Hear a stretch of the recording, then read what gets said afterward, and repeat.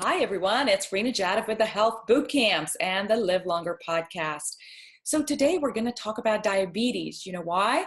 Because literally 50% of Americans are suffering from either diabetes or prediabetes, and the cost is billions. It's not just the cost to our economy as a whole that I worry about. It's the cost to family life. It's the cost to the quality of life. I've had family members that have had diabetes, and it is an awful degenerative disease, and we have got to figure out how to put a stop to this. So my guest today is a 20-year veteran in this space, Dr. Mowll. He's called the Diabetes Coach, and he is the founder and medical director of Sweet Life, the diabetes health centers, and he serves clients worldwide as the diabetes coach. He's master licensed diabetes educator. He was one of the first doctors, in fact, to be certified to practice functional medicine by the prestigious Institute for Functional Medicine. What I love is that he has an event every year, a summit, where he brings world's leading doctors that can help you figure out how to get your diabetes under control. Dr. Mowll, welcome. Rena, thank you so much. I'm excited to be here with you today. Our pleasure. So let's get started with, I think diabetes is misunderstood in terms of what it is as a disease. Tell our listeners, what is diabetes? Is it really a sugar problem, or what is it? It's an interesting question, and I ask many of my guests what their definition of diabetes is, because it is very misunderstood, and I think different practitioners view diabetes in different ways. Diabetes conventionally is a condition where you have an overload of glucose in the blood for one reason or another. And in fact, the word diabetes mellitus means that you're essentially urinating out too much sugar. So sugar is just coming through you like a siphon. But I think that is a bit of a misnomer, because diabetes goes way deeper than that. And in fact, to me, the way I look at diabetes, it is the pinnacle of metabolic disease. It's really metabolic disaster. So when you have a number of things going wrong, your liver is no longer processing correctly, and you're building fat around your liver, whether it's diagnosed as fatty liver or not. The liver gets congested. That's sort of where type 2 prediabetes metabolic syndromes start. Your muscles no longer process fuel properly. They become just houses for stored fat. Your fat cells themselves start spilling over and no longer can hold fat the way they used to. Your hormone system goes bonkers, essentially. The signaling systems that tell you when you're hungry and when you're full start malfunctioning. And basically the whole thing is a mess. Your whole metabolic system falls apart. You stop burning fuel like glucose, sugar, and fatty acids properly. So then what happens is you start storing more fat than you should, and your blood sugar starts to rise. At the same time, hormones like insulin, which we can talk more about, get way out of balance and start short-circuiting your health. Diabetes, by the way, is associated with almost every major killer today. If you look at, for example, the number one killer, which is heart disease, cardiovascular disease, there's an intimate relationship between heart disease and diabetes. Diabetes is really one of the leading risk factors for heart disease, cerebrovascular disease or stroke, dementia, Alzheimer's disease, which is number 7 on the list right now of killers, even cancer, which I know is something you talk quite a bit about. Cancer rates skyrocket when we have insulin resistance, which underlies type 2 diabetes. Billions are being spent on trying to address diabetes. There's 70 plus drugs and counting. And yet diabetes is on the rise. Why is that? What are we missing? It's a good question. And I think we're really missing everything. So doctors conventionally, again, diagnose diabetes as high blood sugar, too much sugar in the blood. Mhm. And therefore, their treatment is focused on one thing: bringing blood sugar down, bringing your sugar levels down closer to normal. So a normal blood sugar, fasting serum test. So if you go into the lab, have a blood draw done, we should see it's somewhere between 76 and 92 is the range that we use. Mid 80s is considered perfect. So if you have a blood sugar of 83 fasting, that's right where it should be. We also look at how your blood sugar responds to when you eat. That's called postprandial or post-meal blood sugars. And those, again, conventionally, it's recommended to be under 140. We like to see it under 120. And so that's what happens to your blood sugar after you eat a meal. Now, doctors prescribe medication to bring blood sugar levels down closer to that 80 mark. And that's all they do. The problem is that high blood sugar is not really the disease. It's just a symptom, or more accurately, a sign of diabetes. The root cause of the disease underlies that, and it has to do with this hormone insulin and how our body processes it, how our hormonal system communicates with our cells to be able to let us take up glucose and burn that for fuel. So by prescribing medications, as you said, really tens of medications, 70, 80, when you look at all the combinations of drugs, the different insulins out there, all the different classes of diabetes medications, they have one goal in mind: it's lower blood sugar, but that does nothing to address the root cause of type 2 diabetes. So in your 20 years, what have you found to be that secret formula to address the root cause? Well, it is individualized, and that's why I love functional medicine, because when we do a consultation with a new client, really we don't go in with any preconceived notions. It's not, oh, it's all about their diet. After we do an interview, we might have have a long discussion with them, a consultation, if you will. We have a better idea of maybe what direction to go in, but then we'll run some tests to see which organ systems are out of balance. It can be diet, but even diet is a little bit more complicated than it might seem on the surface. It's not just about eating too much sugar, for example. It can be about physical activity, but many of our new clients are active and, in fact, not even overweight, or maybe not significantly overweight. It can be about other factors like sleep, various stress factors. But then we have to go even deeper and look at things like gut health. Other stress factors like chronic infections can drive blood sugar out of balance, adrenal and thyroid dysfunction, and the list goes on. There's many, many factors that can all play a role in causing and contributing to the underlying issues that result in type 2 diabetes. Let's talk about diets for a moment. So Sure. we've got the paleo, the keto, the vegan, the DASH. There's so many diets out there. What are your thoughts on all these different diets? And then I'd love to spend a little more time on both keto diet as well as intermittent fasting. So here's my current thinking. There's maintenance diet, which is sort of good for anybody. I would put, my sort of teenage son on a good maintenance diet. And to me, a good maintenance diet is a real food, whole food diet, balanced, getting some high quality protein from, clean animal products, if you like, lots and lots of vegetables, fruit in moderation. But again, if you're metabolically healthy, you can get away with more. I like fruit, by the way, in season, which isn't, there's not a huge season for fruit, but if you stick with that, you're going to be pretty good, do pretty well with fruit. And then things like starchy vegetables, beans and legumes. For somebody who's really metabolically healthy, these can be excellent choices.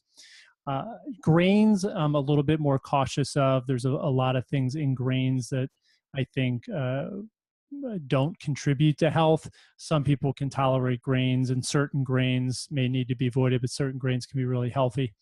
And then lots of healthy fats, things like avocado and olive oil, olives, and nuts and seeds and so forth. So this is a good maintenance diet. Now, when it comes to diabetes, I think we have to change our filters a little bit. And this is what I discuss with my clients. Sometimes we have to put filters over a good maintenance diet. So for example, if you know that you're gluten intolerant, then we need to put a gluten filter over that and make sure we're not eating any gluten foods. If you know that you have allergies to dairy products like casein protein in cheese and other dairy products, you may need to put a dairy-free filter over your diet, or at least the foods that contain those proteins. For someone with diabetes, we need to put a low carb filter over that diet. So that means because carbohydrates will trigger insulin surges more than any other food. Proteins will do it as well. Fats typically do not trigger an insulin surge, but carbohydrates will. And anything that triggers an insulin surge will cause us to become more diabetic. It'll cause us to store more fat and become even more insulin resistant. So we have to put a low carb filter over the diet. That means grains usually are out for a while. Things like starchy vegetables, potatoes and parsnips and so forth are either out or greatly reduced for a while. We may even need to cut way down on beans and legumes. Some people do fine on lentils in moderation and some others. And we need to actually limit our fruit consumption even quite a bit more and focus again on lots of leafy green vegetables, cruciferous vegetables, salad greens. There's plenty of options, moderate fruit intake, nuts and seeds, healthy fats, and good quality organic protein sources. So that's what we do first. Now, I will say that some people genetically can't handle a high fat diet like that. So those people, and sometimes we find this through trial and error. Other times we can see this in lab tests. But sometimes we need to change that strategy and go towards more of a plant-based eating approach with very low fat. But I find that's maybe 1 out of 10. Okay. Which is your favorite diet these days? Would it be the keto diet or the paleo diet? Well, I don't necessarily like keto because I think that people get obsessed with measuring ketones in their blood, and I don't think it's necessary, especially for blood sugar control. What I do like about keto diet is there's a lot of resources out there that make it easier to follow a low carb diet. So in other words, if you're trying to follow an ultra low carb diet, maybe keeping your net carbs, say below 50 grams a day, you can go on keto diet websites and find all kinds of great recipes, which will be low carb.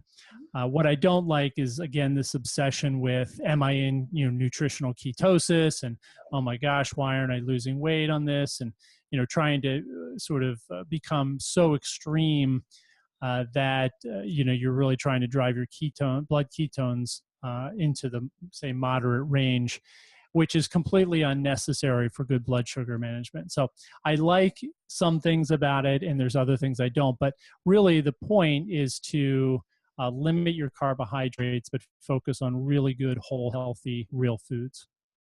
You talked about fatty liver early on when we were talking about the causes.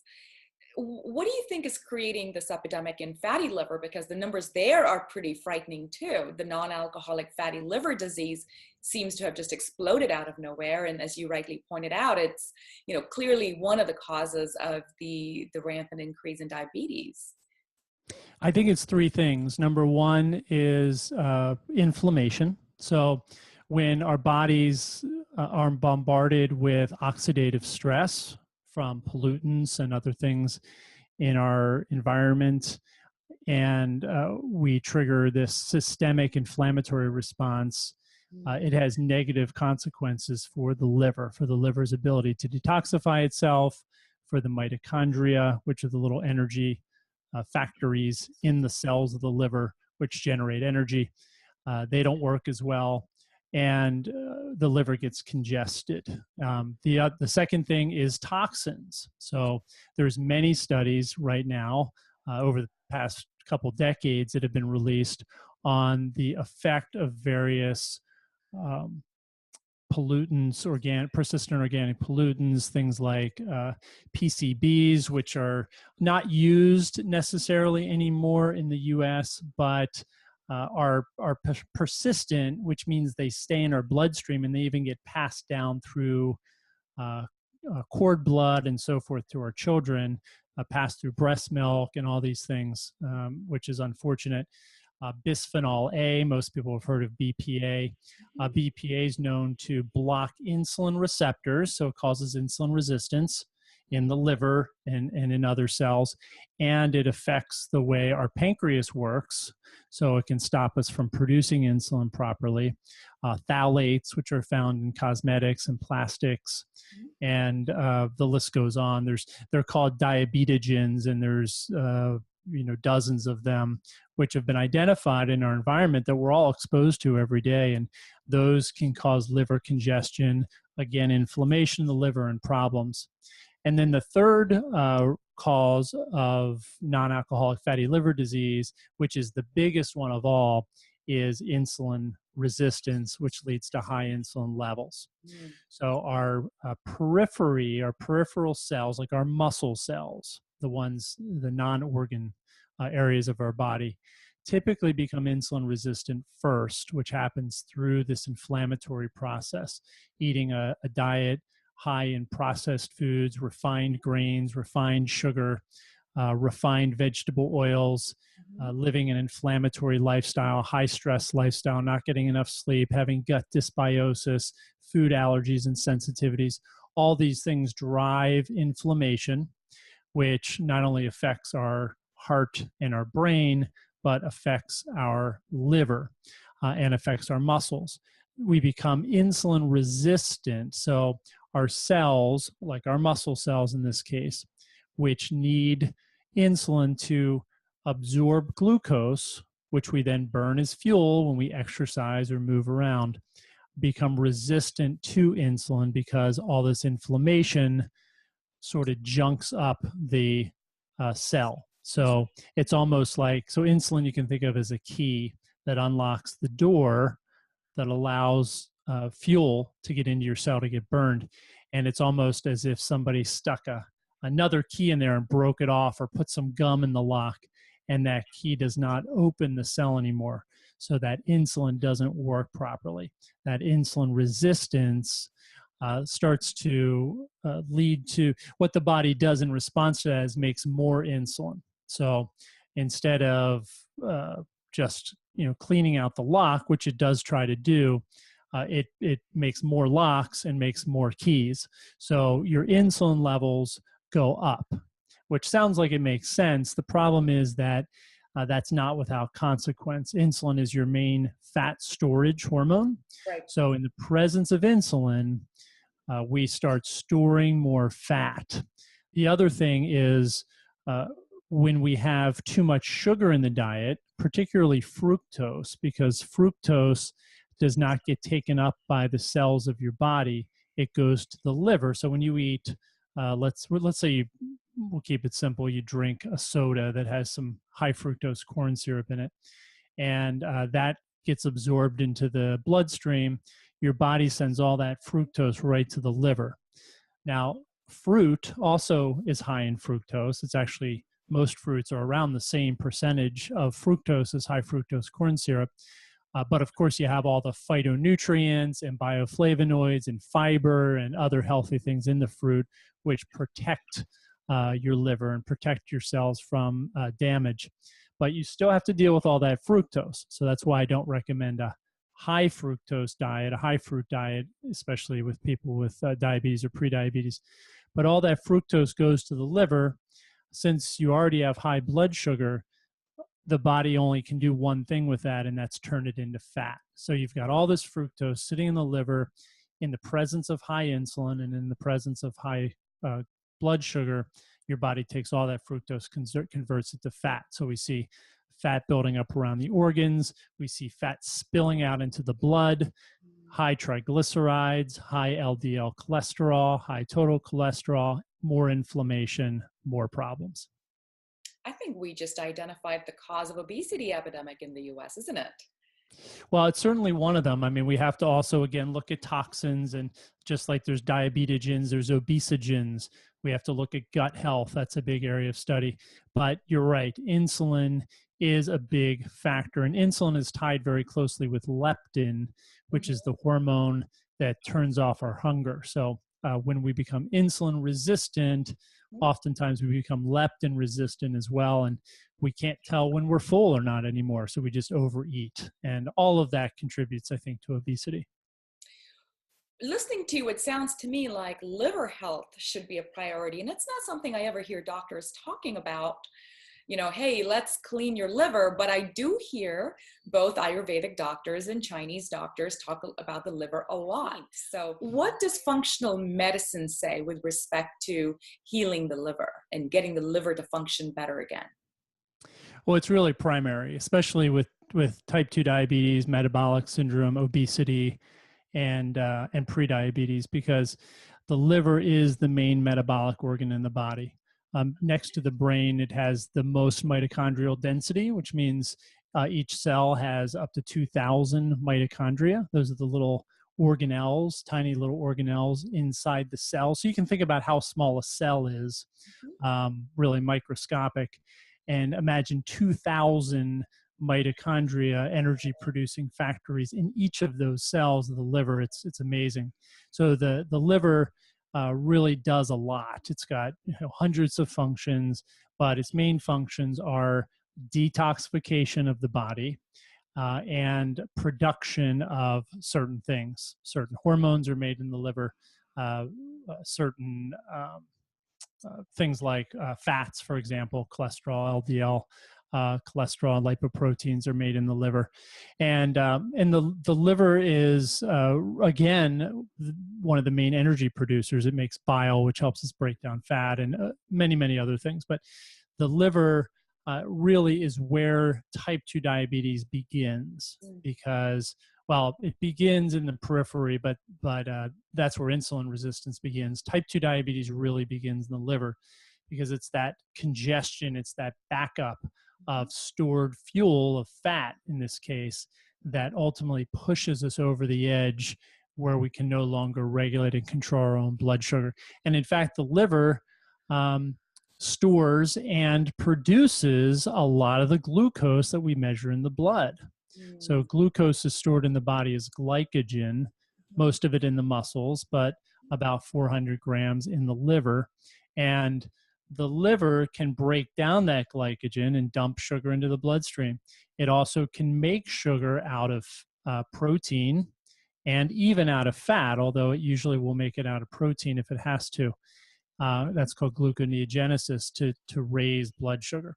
So again, there's a lot of these. To me, the liver is really the hub of the wheel. And you're right, in Western medicine, unless you have cirrhosis,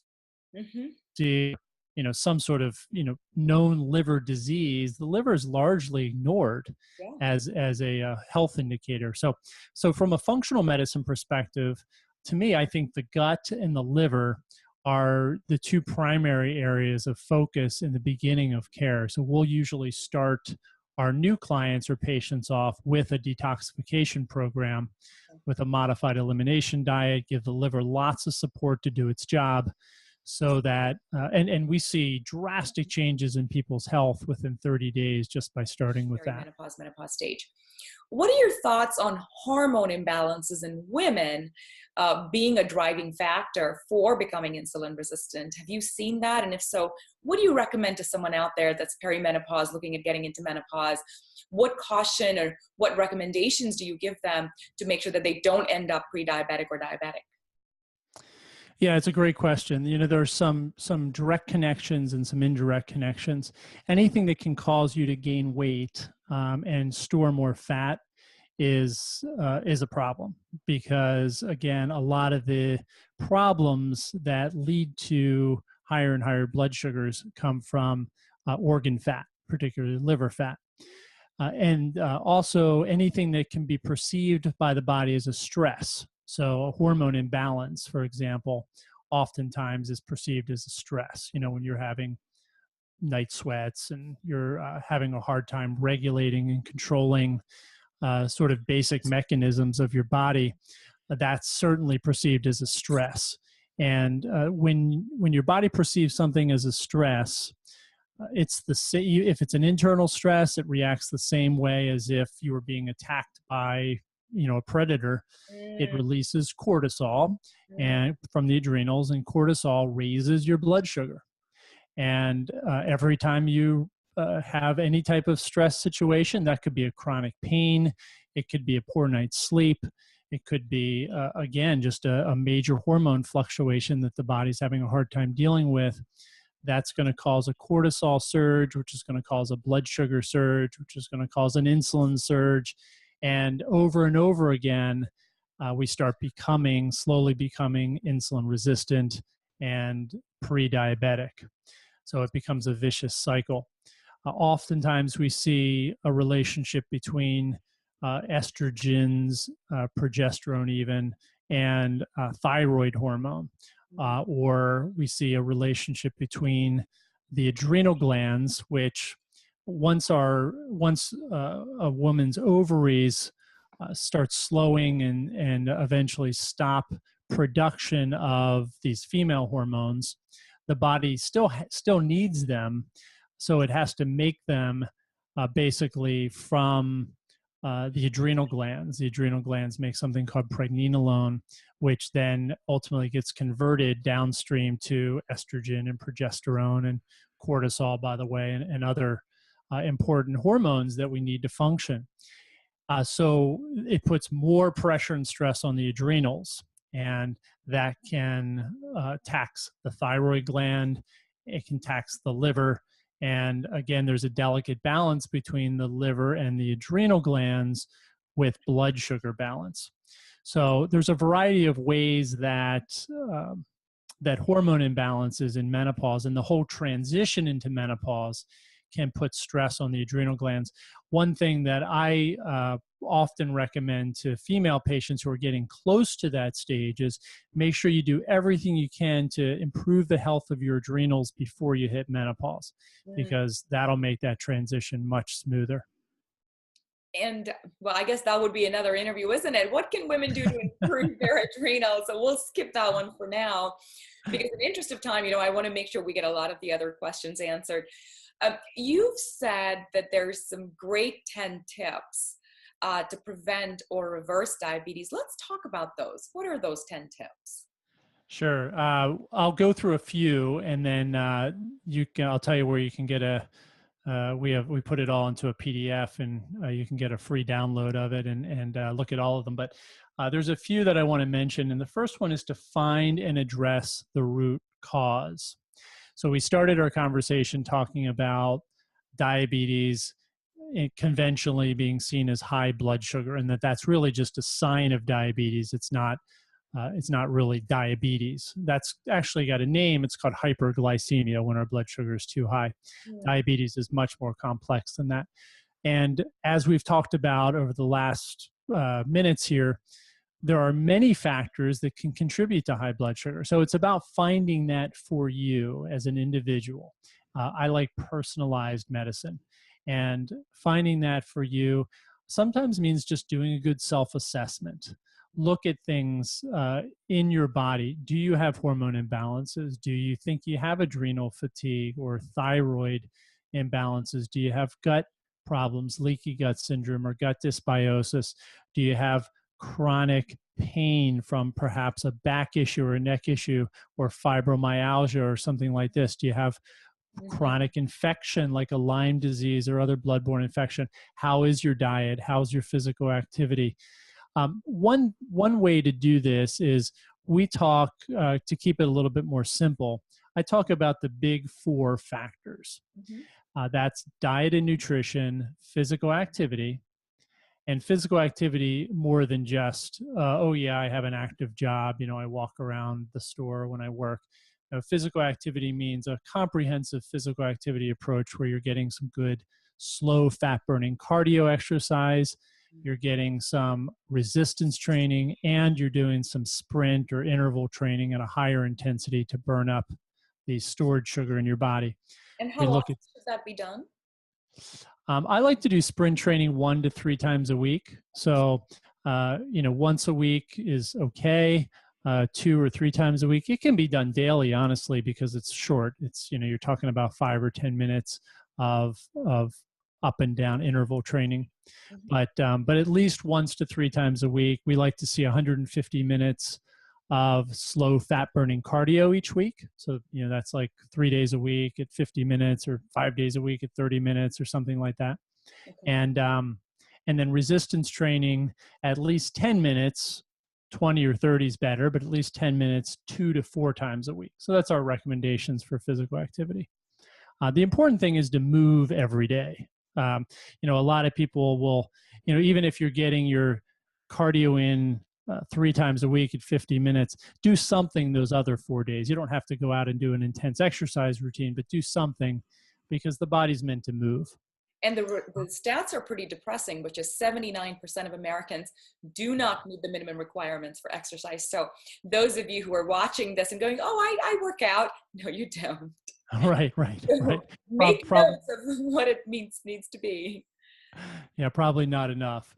Yeah. And again, the more insulin resistant you are, the more metabolically challenged you are, the more exercise you probably need to keep your blood sugar in check. The third is sleep, and the fourth is stress factors. I mentioned a variety of those stress factors. Of course, mental, emotional stress, overwhelm, responsibilities, all that kind of stuff is one part of it. But we have to look at all those other physiological stressors. That's where the gut health and the chronic infections and chronic pain and hormone imbalances, those are all stress factors. So if you look at these 4 areas and you just do a quick self-assessment, 1 to 10, how's my diet? 1 to 10, how's my physical activity routine? 1 to 10, how's my sleep? And 1 to 10, how many of these stress factors am I dealing with? And then you look at which one is sort of the best. So, maybe my diet's good, I'm exercising, I really don't have a lot of stress, I don't have any gut issues, hormone imbalances, chronic pain, infections, all that seems to be okay, but I'm not really sleeping very well. My sleep's up and down. I'm not getting good quality sleep. I'm tired in the morning. So you give yourself a rating on each of those. And then whichever one needs the most work, has the most room for improvement, I recommend focusing on that first. Focus on that. That could be the big lever for you. So maybe if you move that lever, then some of the other things start to fall in line. Maybe you get that one fixed, and then it's time to move on to something else. You do another self-assessment. So that's the first thing, is find and address the root cause. I can go through some other tips if you want to. Yeah, a couple of quick Yeah, there's a couple more. absolutely. I'll do a couple more quickly. Balance your stress is another one. So here I get into all those different stress factors, what they are, how to identify them, and really how to look at this. As I mentioned, the body doesn't care whether that stress is coming from having a deadline at work, or having an argument with your spouse, or having hormones that are out of control and out of balance. The body still perceives it as a stress and is going to react the same way. Once it gets into the adrenals, and the adrenals react and respond, at that point the genesis of the stress is really irrelevant. So we have to look at all these stresses, and what I recommend doing is sort of picture one of those old legal scales that has the 2 plates on either side, and load all the stressors on one side, and then you need to start loading some other things on the other side to try to create some balance. So of course you try to take off as many of the stressors off this side, but sometimes we can't take them off. We have no choice. So what do we put over here on the other side to balance that scale? Those are things like meditation, journaling, a good morning and evening routine, walking meditation, breath work, doing things like heart variability training, doing visualization. There's all sorts of things that you can do to bring balance. And the more you have over on this stress side, the more you need to do to bring balance to that. Tai Chi, things like massage therapy, gentle, forms like Shivananda yoga and gentle forms of yoga. There's all sorts of things you can do to bring balance. But again, the more you have on the stress side, the more you need to do to bring balance. Our health boot camps, that's what they're designed for, because everything you say, people listen and they say, yes, I need to. And then there's that fall off, right? Oh, I should be doing breath work and meditation and journaling and visualization. And I get all inspired when I listen to Dr. Mowll, and then I do nothing. So we created these health boot camps, which give you the meditation you need to do in the morning, give you the breath work you need to do, give you a free journal that you print and completely free, and you start journaling.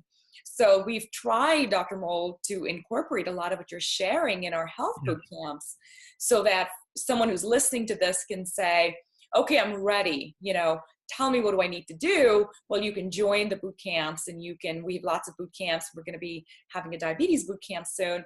So you can launch your 14-day sort of reset I love it. program with support. So yep. For those of you, check out healthbootcamps.com. These are great. We have a few minutes left. So I have a very important question. I come from Silicon Valley. I'm right here in the heart of tech innovation. And I hear about so many wonderful new apps that are coming out, measurement tools that are coming out. What do you like the most these days? Is there a particular app or a diabetic management tool or technology that you are starting to favor? Unfortunately, no. There really aren't. There are tons of them out there, and I look at them. There's some good ones, but they all have their limitations. So there's some good calorie trackers, for example, which I don't recommend counting calories, but you can count things like carb grams if you need to, and do net carbs on them. There are other trackers to look at, activity level, for example. And I do like some of the wearable devices, like the Oura Ring, for example, or Fitbit, if you will. Okay. To track sleep and to track fitness levels and activity levels. I think those are helpful. But I don't think there's any perfect solution yet. And I'll also mention that I'm not yet a big fan of a lot of the blood sugar trackers that connect into smartphones. I find the technology is not quite there yet. And unfortunately, they're very inaccurate. So when you're tracking, I do like people to track and check their own blood sugar. The meter that I recommend most is just a big, basic, simple blood sugar meter that you can buy over the counter. It's called the Precision Neo, made by Abbott, I think, makes it.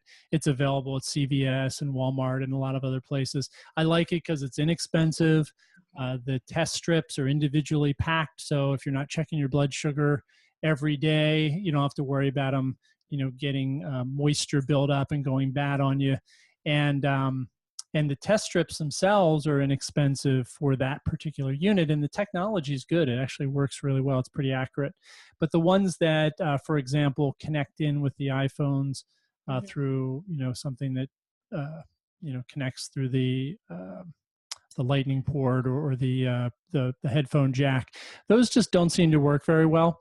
And I find that a lot of the apps, they get too complicated and unfortunately end up disagreeing with a lot of the advice that they're giving. So for example, a calorie tracking app might tell you you're eating too much fat or you need to get your carbs up, when in fact we're recommending just the opposite. Right.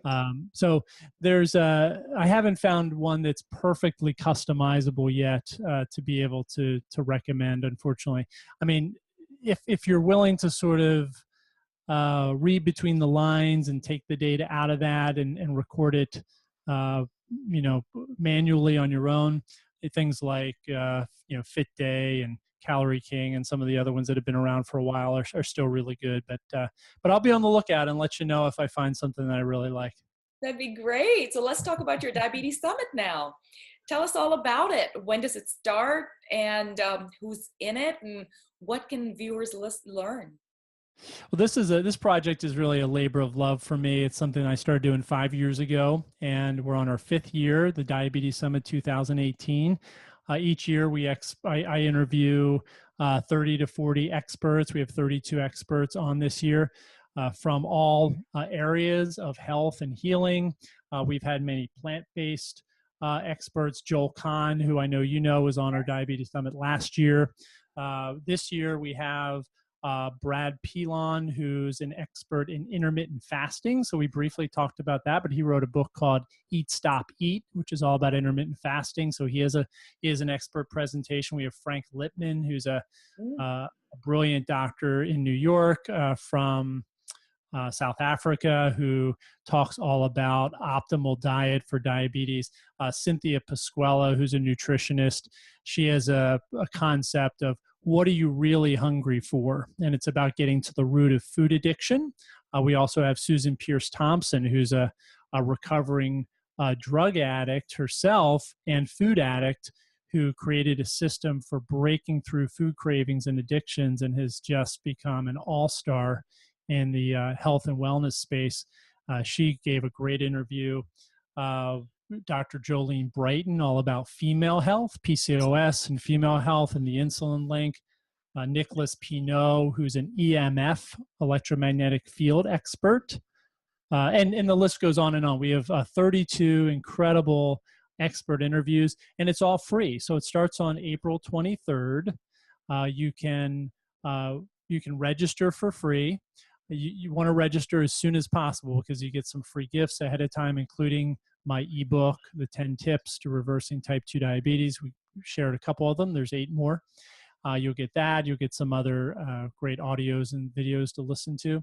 And on April 23rd, it runs for 7 days. And then we do a big encore at the end. And it's all free. So you can go watch 4 or 5 expert presentations each day. And you don't want to miss a day because they do expire. So you got to stay on top of it. But you're going to learn a tremendous amount. It's very valuable. And again, this is just a labor of love for me to share as much information as we can with as many people as possible. Sounds very exciting. So definitely we'll be registering. We'll be putting this in the show notes.